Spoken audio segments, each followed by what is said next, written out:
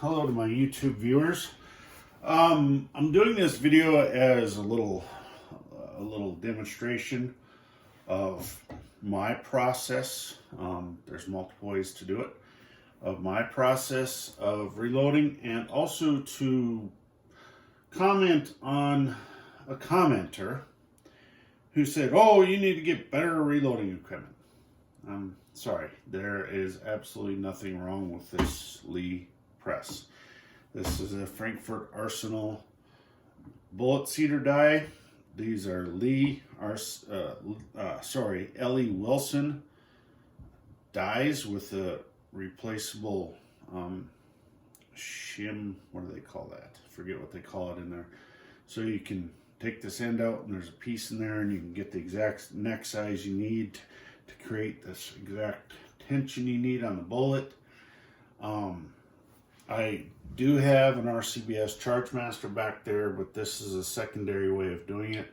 If you've never seen these, you should really consider looking into them because they're handy. They're little measurements, very precise measurements for powder. The reason two of them are here is because I tried this one just to see if it would be a little bit closer, but this overthrows, so then you have to kind of guess how much you're being under every time.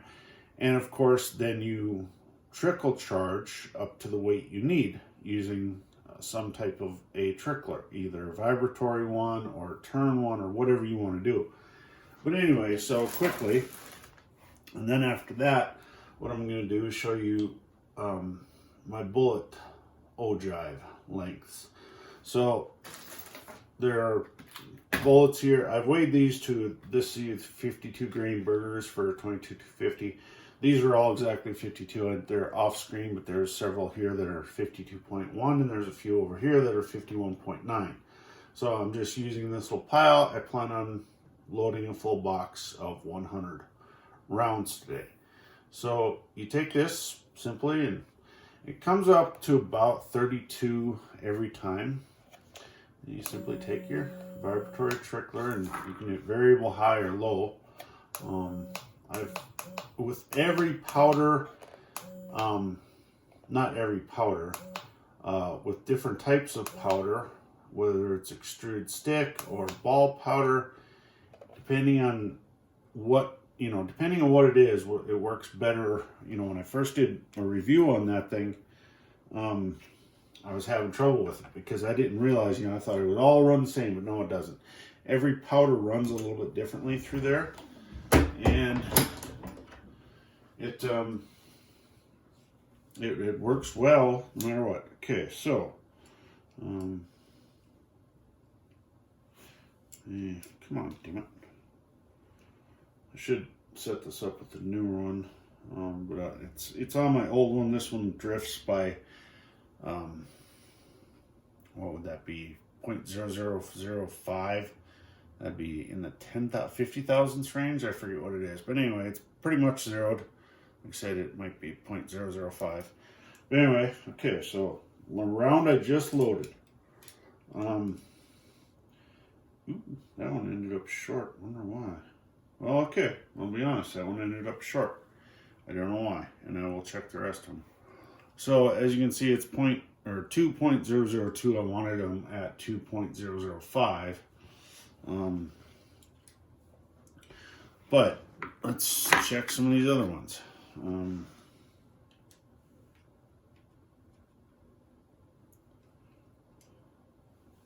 Okay.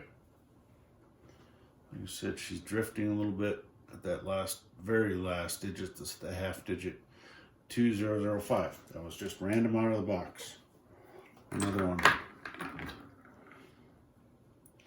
And the reason I'm showing this is, like I said, to show the person who said, "Oh, you have to get better equipment."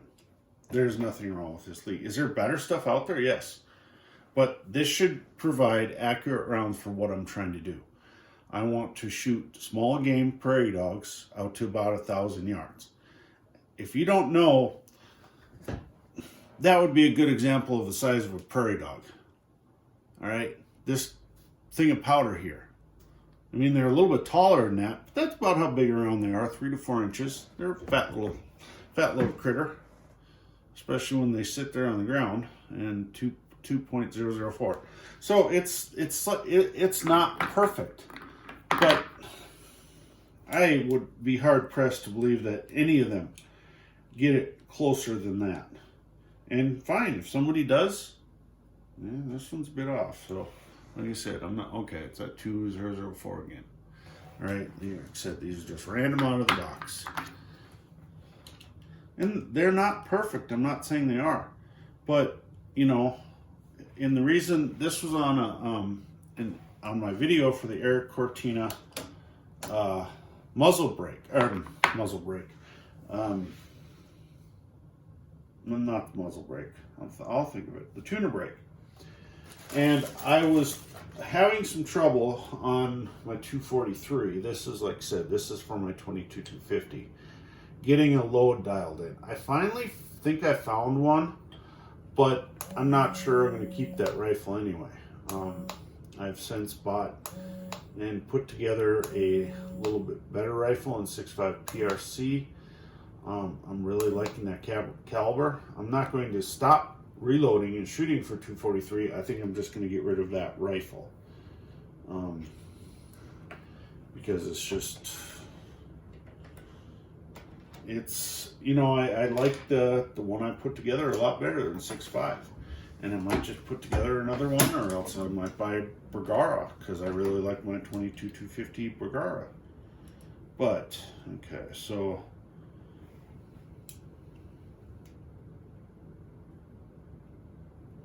I'm going to have to take this back just a little bit, because I'm getting a little bit short. It shouldn't matter too much. But, let's see here. So I'm just a touch shy where I wanted, and I might have bumped. I know I bumped this earlier, and I might need to readjust it. But they're within, what would that be? Tens, hundred thousandths. They're within a couple of thousandths of an inch.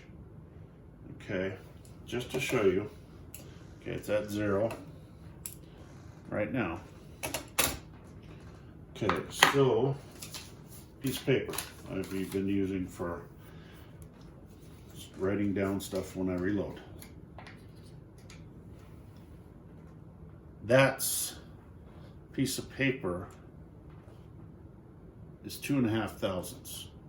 So I'm less than a sheet of paper thickness. I'll use my better one just to show you. Well, not better, newer one. This one drifts a little bit. So there again. Okay, so 3 thousandths. I'm less than a sheet of paper seating depth difference. Now, could there be a problem here? Maybe. But this Lee, to go to, I'm not going to 1,000 yards or 2,000 yards or a mile or something like that. I'm in 1,000 yards, when I say 1,000 yards, that's my limit. That's where I'm not planning on going any further than that.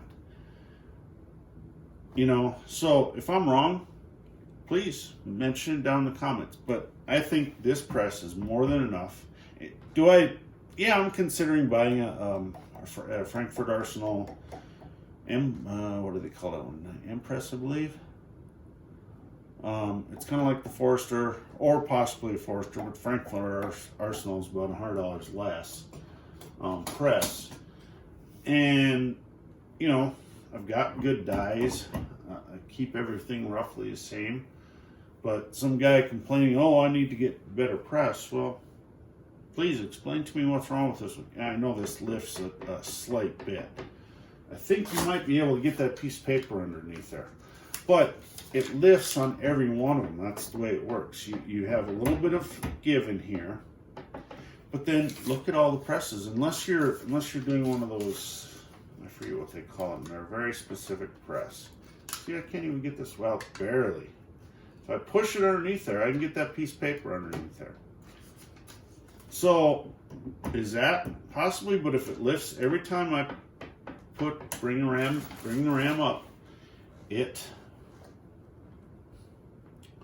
and you know what? I'm going to adjust the camera here just to show you as soon as I get this done.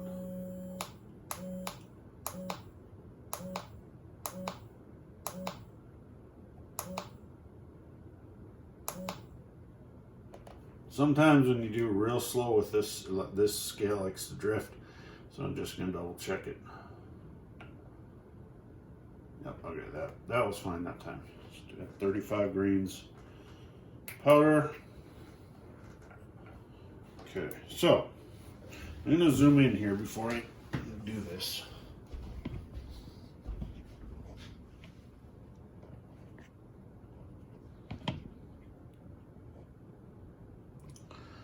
Now you'll see this lift just a little bit, but it lifts every time I see the bullet. And it lifts every time you do anything on the press because there's that little bit of free play, but it's less than a sheet of paper. So tell me, I mean, is that causing inconsistency? That little bit of lift there, you see that? Now it goes back down every time, even the seated bullet. So now, take a look at our measurements again. Cartridge-based ogive measurements. Yeah, I gotta take this out just a little bit. It's a little bit short. So that's 2,002.002 thousandths of an inch. You know, yeah, it's a little bit shorter than I wanted, but it would do the job. You know, I don't know if that little bit, I know according to some, but even most, like you watch some of the other videos, like I said, this was about an Eric Cortina. The person who complained was complaining because I was trying to get using a Eric Cortina tuner brake to dial in my 243, and he said I should get better equipment. I think this equipment is fine. If you don't, tell me in the comments. Tell me why. I mean, I know according to some that is enough, and it depends on how close to the land your bullet is. I've heard that being right there, you know, just as it's touching, will cause problems. I don't know. I really don't know. I wish I could test that a little bit better, you know, but unfortunately, I don't have the time to do that. So anyway, I will continue to reload here today and get my 100 bullets, rounds. But let me know what you think.